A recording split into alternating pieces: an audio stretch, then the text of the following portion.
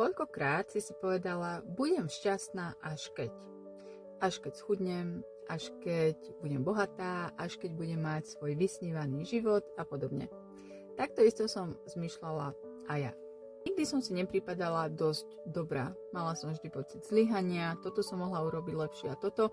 A vlastne, že fakt budem šťastná, až keď dosiahnem to, či ono.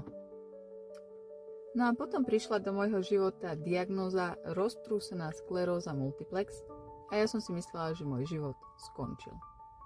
Že všetko, čo som robila, o čo som sa snažila, bolo zbytočné, ale až keď som bola na úplnom dne, som si uvedomila jednu vec. A to, že život sa nedeje až keď.